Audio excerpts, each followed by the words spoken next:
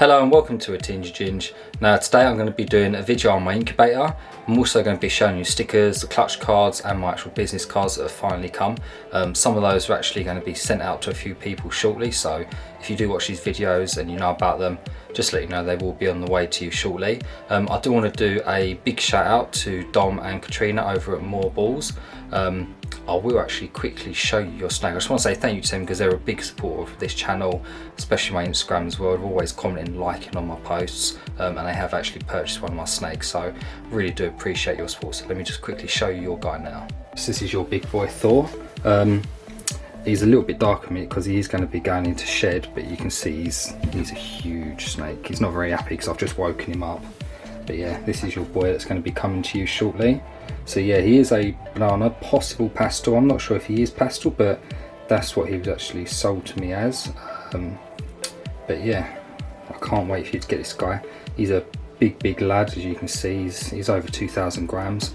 And the last time I popped him was a few months ago. He was producing sperm plugs as well, so this guy is definitely going to be ready to go as soon as you get him, if you've got any females ready for him. But just thought I'd give you a little view of him. He's a bit feisty. You can see he's very healthy. He's always on the move, always seeing what's going on. So yeah, he's going to be a great addition to your collection. Hopefully he does a lot of work for you. So yeah, that's your guy you're going to be getting. I can't wait for you to get him because from the breeding plans that you said you've got for him, you're going to produce some amazing stuff. So I really can't wait to see the picture of those. So everyone that watched this video, please go over to Instagram and follow them at More Balls. They've got some great pictures on there, and they're just one of these up and coming breeders that you're going to want to keep an eye on. So big shout out to you guys. Now I've just got a little update for you about the snake room as well. I have added a new feature to the snake room, which is really good. It's going to make my life so much easier when I'm actually filling up water bottles, cleaning stuff out and things like that. So let me just quickly show you that now. I've added this hose line into the snake room, which is going to make my life so much better. It's going to just make filling up water bowls and things like that, spraying down the enclosures, just so much more easy. I've got that connected to another hose which goes down to a bucket just in case it leaks. And also up here, I've added myself a little extractor fan just because it does get quite humid in here. I do have a fan that I have in here that blows the air around, but I wanted to get something that just takes out the excess air and a bit of the smell as well. So I've just got an extractor fan I've put in there, and it's just one that you plug into a normal extension lead, which I've just got placed there at the minute.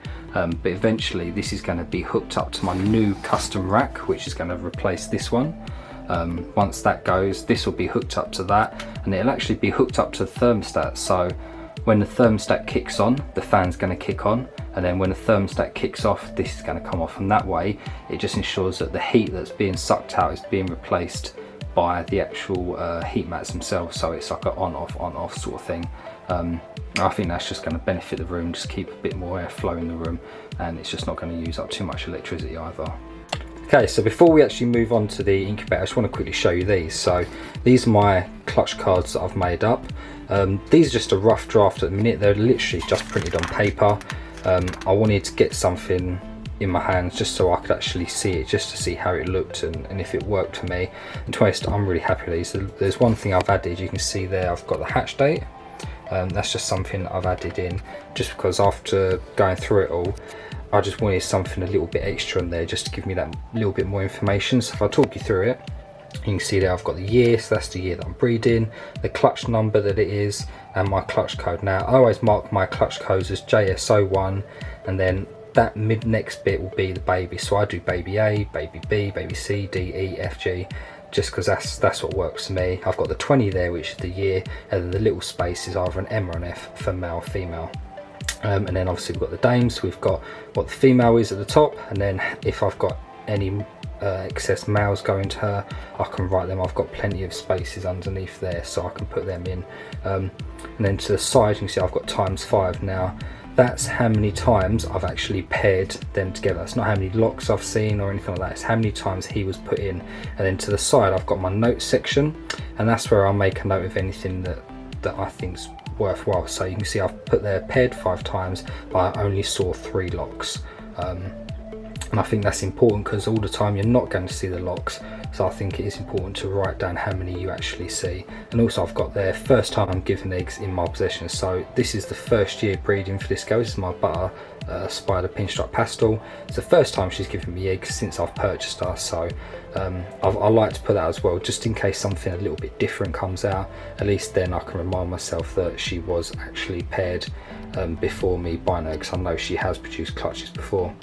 And then moving down the section, I've got the ovulation date, which is always important to try and catch the ovulation date. If not, I'll put a rough estimate there, and in the notes I'll just put rough estimate as ovulation. I've got pre-lay shed there, so that's when she had a pre-lay shed. Then I've got due date, so that's a rough date. That's sort of around 27 days after a pre-lay shed of when she's due to actually lay.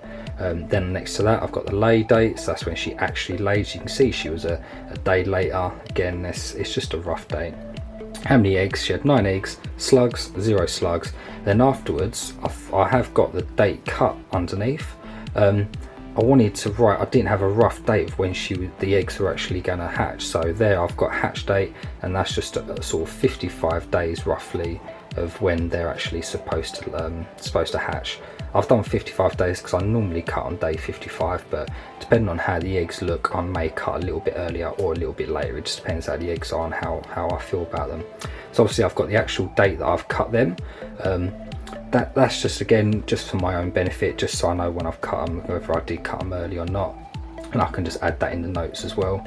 I've got all hatched, so that's when they've all finally come out of the egg. I won't just put when the first one comes out, I'll sort of do it for when they all come out of the egg. That way I know that it's just one solid date then. And then I've also got when they've all shed as well. That way there may be one that sheds first, but it doesn't really matter, so I want to know when the last one actually shed rather than write it down individually. Then you can see I've got all the spaces there, and that's what I'll actually write down what I've got in the clutch. So that's how my clutch card looks at the minute. I'm really happy with the way it turned out. I don't think I'm going to change anything else. I'm pretty much going to leave that the way it is. This is what the front of it looks like as well.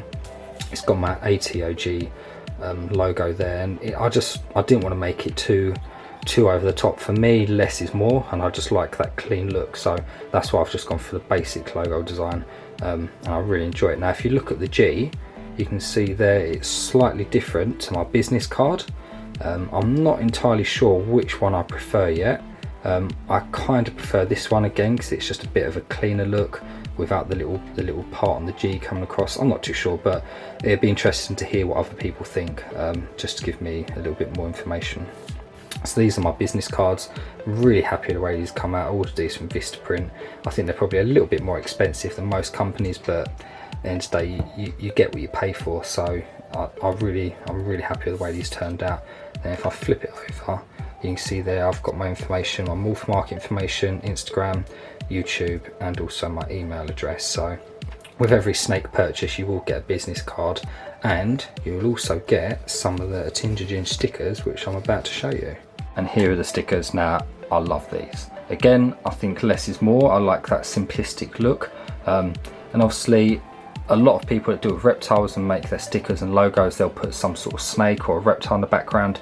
Now for me, this channel isn't just about my snakes. It's called a Tinge for a reason. It's a little bit of me. So basically everything I enjoy doing will be going on this channel. So as soon as all the lockdown, everything like that ends, I'm going to be going fishing again. I'm going to be doing paintballing again, going out my motorbike, doing more stuff on my car. So yeah, a Tinge, a little bit of me. That is basically my whole channel. So I really like these designs, how they've turned out.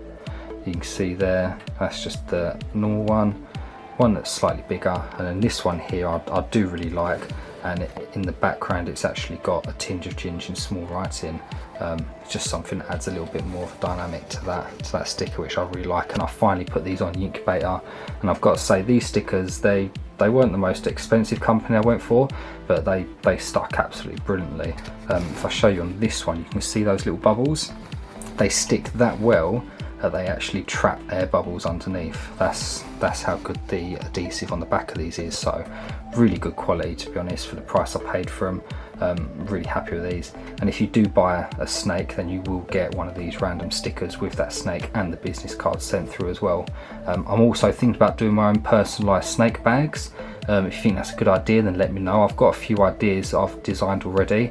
I was actually thinking about actually making them myself. I'm not too sure yet. I'm going to give it a go and have a practice, because if you watch my channel before, you know I like to do stuff myself. I'm a bit of a tackle tart. I like to make things how I want them. So if you think that's a good idea and you'd be interested in seeing that, then just let me know. But now what we'll do is we're going to get onto this incubator, because a few people have asked me about how I set this up. So we're going to get into that now. So this is my incubator. I basically just use a vivarium. Now I've got two sulcata tortoises that I had that were quite small. One of them was quite small, and we didn't want to put him anywhere in case he got lost, and we wanted something that was going to make it look quite nice. So we bought a cheap viv for him, and basically once he outgrew that, instead of throwing this away, I think like any reptile person, you tend to just hoard stuff. So we kept this locked away for a while, and before this I was using a polystyrene box, and that seemed to work fine, to be honest. With an incubator you can use pretty much anything that holds heat. It doesn't really matter, as long as you can control that temperature and it stays at the same level, then you could use basically anything. But I thought this would be quite nice because it's got the sliding doors on it, so I can actually see into it, see what's going on, and because it's made of wood, it holds the heat very, very well. The only thing with it is you can see I've got that green masking tape on the outside. There are just slight gaps where the glass doors are, so I thought just to try and add that little extra 1 or 2 degree to try and keep it the same, I'll just put that tape there, and that just helps keep that temperature nice and stable. Apart from that, it's pretty simple. Now I did originally have a heat mat in the back of this. I changed that. I now have a ceramic bulb in there. So when we originally had the tortoise in it had a heat spot, a ceramic bulb was in the corner, and that's how he got his heat. I didn't take that, I left it all in there because I didn't want to rip it apart, and I did have a heat mat at the back. Now what I found with the heat mat was it was actually heating up the back of the boxes too much compared to the front. Whether that's because of the way I've got it set up, I'm not too sure, but I just weren't too happy about it, and I was finding that the eggs at the back of the boxes were actually hatching slightly earlier than the ones at the front. So I wanted to try and eliminate that and just make it a little bit more consistent. So what I did is I actually tried it with the ceramic heat bulb in, and to be honest, I think it works exactly the same. It is slightly better because the heat is in one small area, and if you look at the front here, I've got a small fan that I'll show you in a second. That fan actually circulates the air around perfectly, so that small area where the heat spot is, it's not near the eggs, and it actually just rotates around. But you can use a heat mat in the back, I don't think that's a problem. But this is probably the last season I'm going to be using this as an incubator. Once this season's finished and I've got all the girls that have laid, I will be building my own custom one. So if you want to see that, then stick around. You know I'm a bit tarty, I like things to be a little bit special, so I'm going to be making something different that you've probably not seen before, so it's definitely going to be well worth watching. So make sure you are subscribed to the channel so you don't miss that video. Okay, so if we start off at this end of the incubator, down here you can see I've got a little thermometer, and that just tells me what the overall temperature in the actual incubator is. That wire runs up to this middle box, and you're probably not going to see it, it's just there in the middle of that box, but that's where the little probe sits for the incubator, and that just tells me what the actual overall temperature in the incubator is. You can see this one here on the left, this is actually inside that box below it, so the minute it's at 89.4, it varies, it sort of goes from 88.7 to 89.8, so there's a bit of fluctuation there, but to be honest, I've had fluctuations in most of my clutches, and they've been completely fine. I've not had any issues with them. And also with these little thermometers, they're not 100% basically. They're very cheap. They're not great. And I had two of these sat next to each other in a room, and they were both telling me a different temperature by about a degree. So I wouldn't go by what these little thermometers say, because they do vary in temperature, so they're not 100%. I have got my main thermostat set on this, so that's what I actually go by, and I crank that up slowly until this gives me a rough estimate, and then that's what I use as my temperature baseline. So just my eggs have always done fine. I've never had any eggs die on me. I've never had any clutches that have come out a bit weird, so if it works and it ain't broke, don't fix it. But the next incubator is going to have a lot of trials going on just to make sure that it does stay stable, because it's always a risk jumping from something you know really well to something that you don't know that well, so it's always good just to trial things out. So yeah, that's the little thermometers I use, just to give me a rough guide of what the temperature is. Down here I mentioned I've got a fan. I bought this off Amazon for about 15 quid. And I think it's meant for like desktop computers and things like that. It's just to sort of draw the heat away from them, and I've got that at an angle so that comes all the way around the front of the incubator. It goes to the back there, and in the back there, I'll show you in a second, is where the little heat lamp is. Then there's space behind all the boxes, and it comes back around. Now this, I've got 3 along. I can fit 4 along here if I need to, but it just puts it a little bit close to that heat spot. So I normally keep 3 along here, and then I normally have 3 along the top. Now my seasons aren't normally big. Last year I only had 5 clutches. This year I'm probably hoping for about 6 or 7, possibly more depending on the girls going. But to be honest, by the time I get another bunch of eggs, I think these guys here are probably going to be ready to go and be put into their own little tubs. So yeah, I'm not too worried about that. But if I need to, I could always slide these up a little bit, and I could probably get 8 boxes along there. And they've all got gaps in between them, as you can see, and there will be gaps in between. I'll make sure they're raised up so there'll just be plenty of airflow in there. So that's one thing I can get over. If we get into the little bit at the back now, obviously this has got eggs in it. I don't want to play around with it too much, keep opening and closing the door, so this next bit I'm going to do quite quick, but I'll just show you where the actual heat is in the back, and I'll show you where my actual thermostat probe is at the back of the tank as well. So once I remove that tape, if I open this up, I'm going to be very quick. In the back there, it is dark, but I've literally got just like a ceramic heat lamp bulb, and it's right at the back there, and it's literally just on the edge of where that box is down here. So the heat bit is sort of in this corner, and that's what sort of heats up the entire thing. And then over to the back there, you can see I've got my thermostat probe just stuck to the back of the tank. Now I've got it sort of in the middle of the tank at the back, because I've got the fan at the front, that's blowing the warm air around, so I'm not too worried about that. And I don't want the probe to be in front of the fan. If that's the case, then that fan would be blowing cooler air in front of that the probe, and then that's just going to make this heat lamp come on more, and it's not going to give you a proper temperature. So I've got that probe sort of midway. It's probably a little bit higher than midway actually, and that's just so that if I do put any more boxes on the top, that top isn't going to be hotter than what it needs to be. So that's why I've raised it up. But that's basically it. I mean, there's nothing else that I really do different than most incubators. I've got the fan for circulation, I've got the heat source, and I've got the thermostat. The thermostat, it's all a bit of a mess to me, but you can see it comes out the back there. Then this is one of the Happy Stats that I use. Yeah, I've had this thing for years, does me solids, never broke on me, and I highly recommend them. Saying that, I will be changing to something slightly a little bit more high tech for when I get my new incubator, but again, if you're going to go big, then you might as well go all out. So it's definitely something to keep watching. It's going to be something I build myself, so it's going to be fairly cheap, because I don't want to chuck a load of money into something. I try and build things as cheap as I can, so it just helps everyone out in the long run if you wanted to copy what I'm doing. But yeah, this is my incubator. It's done me well for the last 2 seasons. This is my 3rd season using it, and I'm just going to close this up quickly. I don't think it's going to give me any problems again. I did check the eggs the other day, and I've still got strong veins on all the eggs, which is really good. I've not got anything that looks too serious that's going to cause me any problems. So yeah, after I do open it up, I literally put the tape back on the gaps, and again it probably won't make too much difference, but I just think if it saves me that degree of temperature and variability, then it's worth it.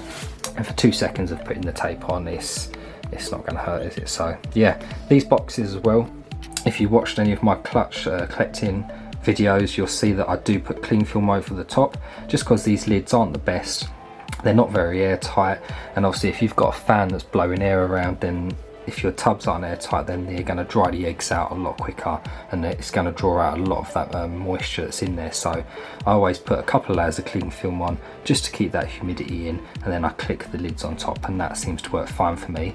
I'm in the process of actually designing a new system for putting your eggs in. I've got a few prototypes in mind, but that's definitely going to be something well worth watching, and I probably won't release any information about it because if it does work for me and it works well, I might actually get it patented so that nobody can actually copy the idea and steal it for themselves. So that's something that could be a big change in this industry, just to make it easier for people to incubate their eggs. So that's another thing to actually stay tuned for. So subscribe to the channel because you don't want to miss that. Okay, so that's a quick look at my incubator and how I run it. It's probably a little bit different to how most people do it. A lot of people, well, I think everybody, use heat mats. And again, heat mats are perfectly fine. I used to use a heat mat, but I just had a little bit of difference in my eggs hatching and things like that. And when I did actually use my laser heat gun just to check the areas of the egg box, I just found that the back was a lot hotter than the front. So that's why I sort of moved away from those heat mats. My new system will be using heat mats though, but they're going to be in a slightly different way, and I think that's just going to give it more of a sort of a consistent temperature around everything. So it's just something a little bit different. I want to try it for myself. So yeah, that's my incubator. Obviously I've shown you my clutch cards. I think they're really good. I did copy a couple of people's designs, sort of change little bits here and there to make it my own, and I think in this hobby you can do that at the end of the day, just to make something that suits your needs. Business cards and stickers have come out absolutely amazing. If you do want some stickers, let me know. I am open for swaps. I'm not going to be just giving them away because they're more for people that actually subscribe to like my YouTube channel, so I can give them away for competitions, or if you do purchase something from me, then it's something I can give away. I just don't want everybody to have one, if that makes sense. So if you do want to do swaps, I'm happy to do swaps, but I'm not just going to be sending them out willy-nilly. And then obviously I've shown you the water system, shown you my new extractor fan as well for my room. At the minute that is turned off because it does create a little bit of noise. I've also turned my fan off, which circulates the air in here, and I am absolutely sweating. It is literally dripping off me. I've probably lost about a stone just doing this video. But yeah, I hope you've enjoyed this. It's just giving you another little bit of a view into my snake room, how I do things. I do things a little bit differently from most people, but again, just do what works for you at the end of the day. As long as you've got the animals' interests at best and they're not being harmed and they're thriving, then basically do whatever you want. So make sure you subscribe to the channel. Go over to my Instagram and follow me at @tingerginge, because a lot of the stuff I video on for my YouTube, I normally post it over there first as a sneak peek. So get over there, and also I'll do a lot of competitions over there. I'll be doing another competition shortly, so make sure you go over there and check that out. And if you are bored during this lockdown, you've not got a lot to do, go check out some of my other videos. I've got some different stuff on there from reptiles, got some fishing stuff on there. I think I've also got something else that I've made on there. I've got some fish pond stuff on there. My saltwater tanks are also on there. I've just made a nano custom tank, so it's well worth going and have a look at that, because I will be putting fish in there shortly. So it's definitely one to check out. So I hope you've enjoyed this video, and I'll see you in the next one.